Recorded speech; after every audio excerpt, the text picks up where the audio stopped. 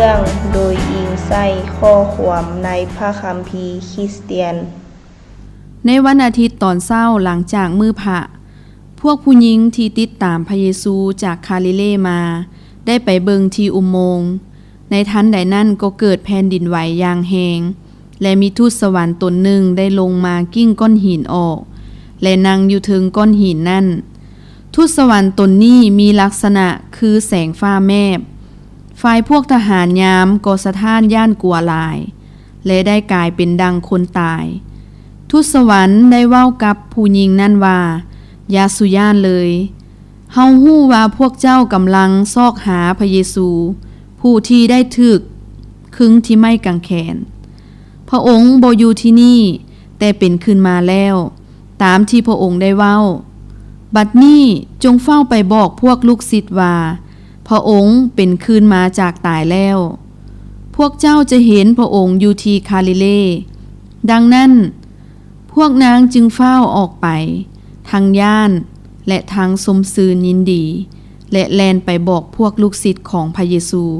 ฝ่ายพวกลูกศิษย์บ่เชื่อคำเว้าของพวกนางเพราะถือว่าเป็นเรื่องให้สาระ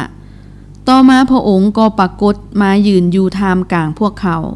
และเว้าว่าสันติสุขจงมีแก่ทานทั้งหลาย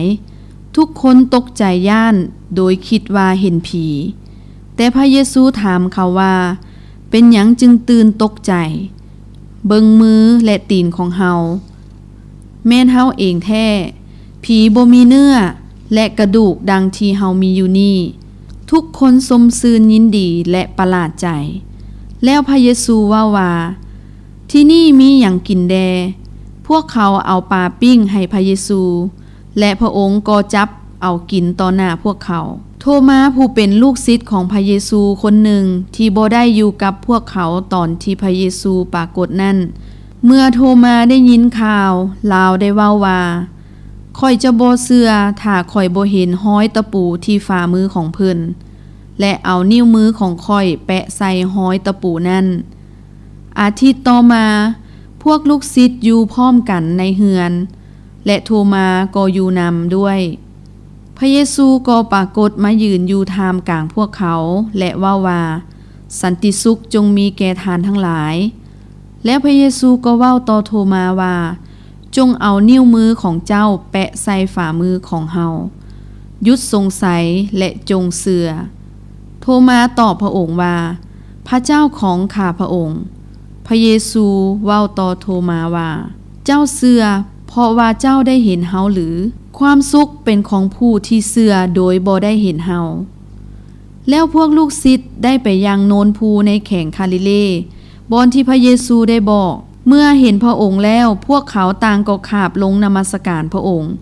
ถึงแม้นว่าบางคนในพวกเขายังสงสัยอยู่ก็ตามพระเยซูได้ว่าสิทธิอำนาจทั้งหมดในสวรรค์และที่แผ่นดินโลกถูกมอบไว้ให้เฮาแล้วดังนั้นจงไปทั่วโลกสร้างคนทุกชาติทุกภาษาให้เป็นลูกศิษย์ของเฮาให้เขารับศีลจุ่มน้ำในนามของพระบิดาพระบุตรและพระวิญญาณบริสุทธิ์และสั่งสอนเขาให้เชื่อฟังทุกๆสิ่งที่เฮาได้สั่งพวกทานฝ่ายเฮาจะอยู่กับทานทั้งหลายทุกๆมื้อจนสิ้นยุคนี้